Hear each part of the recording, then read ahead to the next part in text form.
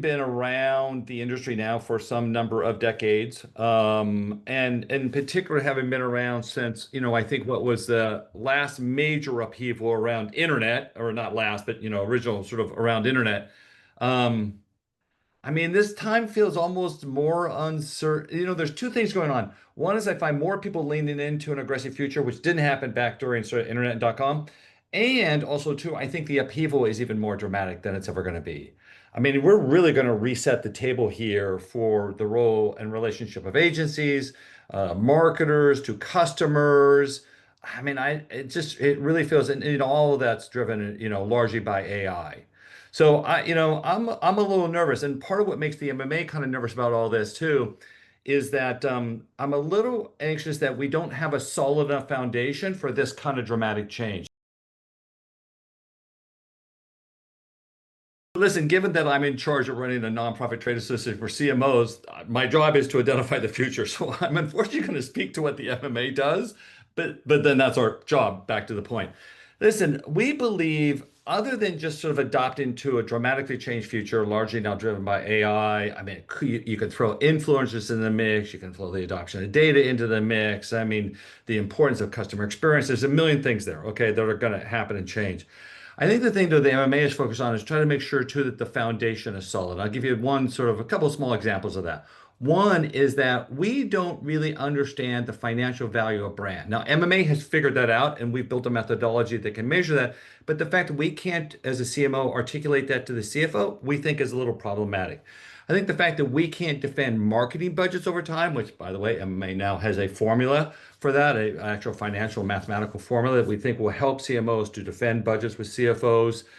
There's so many things. Like, I ask marketers all the time, tell me the three primary growth frameworks. I mean, most marketers can't get past one, and there's three. And if we don't know foundationally how marketing works, the underlying science, economics of this business, and then we're asked to spend hundreds of millions of dollars, that's a challenge. So that's part of what MMA is really trying to fix. It's just really to make marketers much smarter. So for MMA, our focus, which is on really supporting CMOs to be better into the future, to really, to really develop real growth strategies, is that we're going back and doing some of the work that the industry should have done, that the consultancies don't really get to because they're not paid, that agencies are no longer funded to do in any way, although they may have contributed that past decades.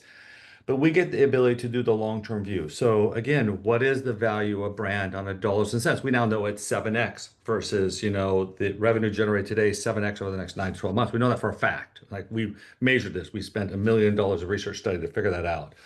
Or the underlying dynamics of marketing org and how it contributes to both, marketer employee satisfaction, which we know is at a dismal negative 2%, but also too how then that proper org and alignment of capability fit to strategy actually delivers on sales growth. So, what are the growth frameworks, which we've discovered one of the main growth frameworks out there that has been most utilized by marketers is foundationally fundamentally wrong. In fact, it's so wrong, I would call it value destructive. It's not just like, hey, we didn't tweak it right.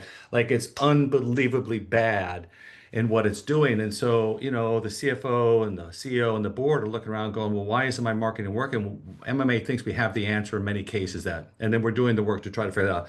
So for us, it's about the foundation. It's about the fundamentals, about making sure that marketers have a good understanding. Listen, less than 25% of my board actually have a degree in marketing. So if marketing is a science, and it should be, then how do we make sure? We always say this thing. I love it. Somebody said to me the other day, says, oh, marketing's art and science. Yeah, but that means we have to know the science, and we don't as an industry. And that's really what MMA is trying to address and fix.